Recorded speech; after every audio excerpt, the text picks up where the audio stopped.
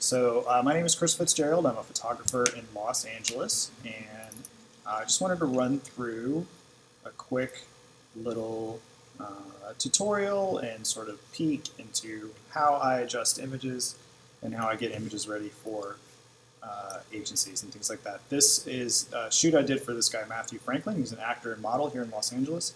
And so I don't do a lot of heavy retouch. I really like people's faces to kind of look the way they look. I love skin. I love scars, but agencies definitely want a little bit of retouch. So how do I do that and make it look, still pretty normal? A lot of people ask me about how much I retouch, et cetera, et cetera. So let's just run through one real quick. First thing I like to do is see what the computer tells me. The computer is usually wrong. But what we're going to do is we're going to lighten up our blacks just a little bit with the shadows function and then darken them with the blacks. I also like a lot of contrast. I really like my blacks to be real punchy. I find that your clarity can kind of help with this. And then I adjust vibrance just a tiny bit as opposed to saturation. I think saturation in the raw really makes things red, which I don't really dig that much. Same for color here. I like to ask the computer what it thinks. So I tend to go blue. I really like blue in images. So if that's an issue, and it usually is for me, so ask it what it thinks. It wants it to be pretty yellow in my opinion, so we're going to go back just a little bit. Sharpening, usually go up here, push the luminance just a little bit, and then you can always check out your sharpness. So we're pretty dope there. So do I see anything else? Not really. Let's go ahead and open it up in Photoshop. So just a disclaimer: I don't know a lot of hotkeys. There's a million ways to do things in Photoshop, so don't necessarily take my word for it. And I taught myself a lot of this, so I could be wrong, but it's worked for me so far. So we're just going to roll on that. First thing I like to do is spot healing brush tool, add another layer, and then go and get the big stuff. Make it pretty conservative as far as size. With dudes, you can leave a little bit of skin action, and I like to do that because it makes the guys look weathered, and that's kind of nice. You don't want them to be too clean. I don't like my female models to be too clean either, but with guys you can leave a little roughness. You want to take out the things that you think might be distracting, but that's about it. The cool thing about this tool, which I just started using, I was always using healing brush, but with spot you can add another layer, and that means you can go back and erase when you have problems. And in this case I will go back to healing brush. This is working off my base layer, which I don't love to do, but I think in this case it's going to be okay. And I can always go backwards with your history. So this is kind of my setup. I like my history and my actions right here. I like to be able to go back and forth and kind of see where I've been, what I'm doing. And then my layers right there. I'm going to add another layer. I'm going to do some painting with our clone stamp. And this can get you in a lot of trouble because a little bit of clone goes a pretty far. But we'll see if we can go backwards too. So I just like to make general changes a little bit smoother when I need to. The thing I'm mostly worried about is dark circles under the eyes. He doesn't have them, so he's like the one guy in LA that's getting enough sleep. So we're looking good there. Forehead is kind of giving me some problems. I like to think about it as painting. Really light, you're at like 21%. You can always back off of this. You can always run your eraser tool over it again. So we're just kind of not really making any huge changes, but you can see there. So we'll go to about 70%. And that way we don't turn them into a doll, but we kind of knock down some of that shininess. So he has kind of a yellow tint to his eyes. So we're going to take our lasso and we're going to select his eyes. We'll go in here to hue and saturation. We'll hit our yellows. And boom, take those all the way down. So that looks good. And we'll go ahead and combine those layers because we're done. So for his eyes, and a lot of new photographers just go apeshit with this, but really just like barely hit the eyes. So that's 6% on highlights, and we'll see what that looks like. So we'll just go back. Yeah, a little bit of difference. And then this, I found this the other day.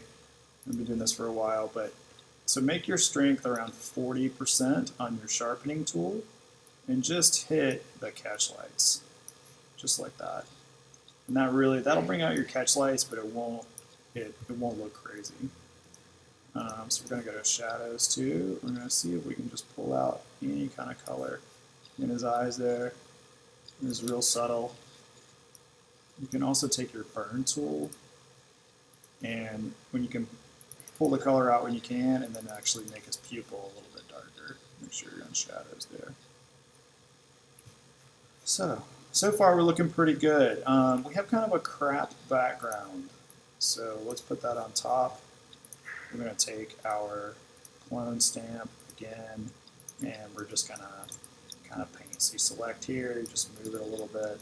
You don't have to be real precise unless you start going over like that. What you're doing is you're just kind of trying to smooth out some of those wrinkles. I think there's a little bit of humidity in the studio. And you don't have to be perfect. And you can actually go over him a little bit if you need to, because it's not a big deal. So we're going to go back with our eraser tool.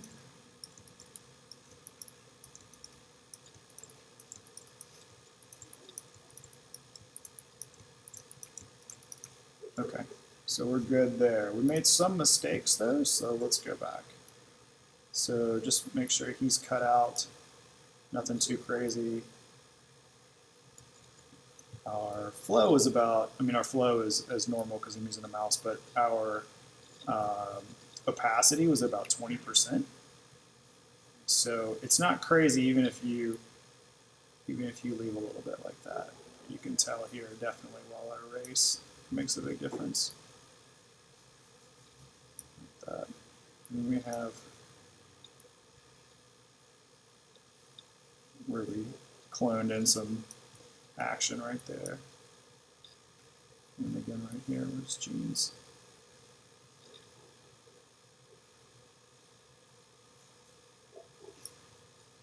So, and then you can tell, so that's the difference, boom, just like that. And then we can fade it just a little bit, and we've got this jazz. We probably don't want multiple heads.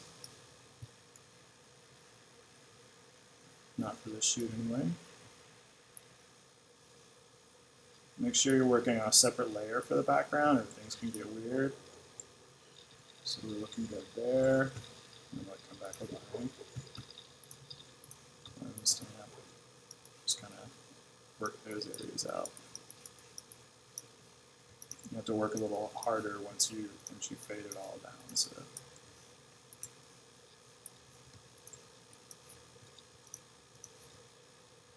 Cool. So that's a little bit better. We still got some action right there, but it's not too bad. Like to go through, I really like punchy images with a lot of saturation. So we're going to find the shadows on the floor. Just going to hit those. Just kind of bring those out. Nothing too distracting, but just to kind of frame them a little bit. And then I like to fade so it's not quite so hard. So he looks good. The shirt leaves a little bit to be desired, so we take our clone stamp. Again, 20%, nothing too crazy. And you just paint. So you're just like clicking and dragging, and you're just trying to take some of the emphasis away from that. Because hopefully people are looking at his face. You know, people are looking at, oh, you know, it was really good lighting, oh, he's a handsome dude. So they're not too concerned with the shirt. but we'll just make some small changes there. So anything that's just kind of sticks out at you. The tie, too, is a little shiny. So we're just going to come through here and paint it. And this, you don't have to be like super, you don't have to get up on it like that. It's just, I can really have kind of like a less is more attitude about Photoshop. So you want to get out distractions. Anything else is probably good. So he looks good. We're just always zooming in to check our work. And then we're going to go ahead and flatten the image at this point. Layer, flatten, like that. I have a setting, it's called Lab, and what it does is it takes red, green, and blue, and it just pushes these at 10 by 10 in to your histogram here. So that's what that does. And I really think it like punches your colors quite a bit. It just makes a really nice tonality. And of course you can adjust that if it's too much juice. I like a lot of contrast. That. And then lastly, I will ask what the computer thinks the color should be. Because like I said, I don't see color that well. I know that that's gross looking to me. So this is what we started with. We're a tiny bit red, so we'll go into color balance. I'll go into midtones, skin tone. We just want to knock that there, I think. So yeah, that takes a little bit of the red out. We'll collapse it. As far as saving images, I learned this from a book called So Your Artistic Genius Now What? This is really good advice. Where you watch your spinning ball of death. So I got a couple saved here already. So Matthew Franklin is his name. It's image number 4, underscore, and then my name. And what this does is it reminds you who this person, of who you are to this person, because they probably shoot with a dozen photographers a month. The agency shoots with 100 photographers a month, so you always want to try to keep your name in front of their face as much as possible. Also, if they upload this to the internet as is, which they probably will, your name is attached to that photo in the metadata, so that's good as well. I like to save this as about a 4 megapixel file, 3 megapixels. Boom, we're good. That's it. Thanks, guys. I'll be back soon. Have a good day.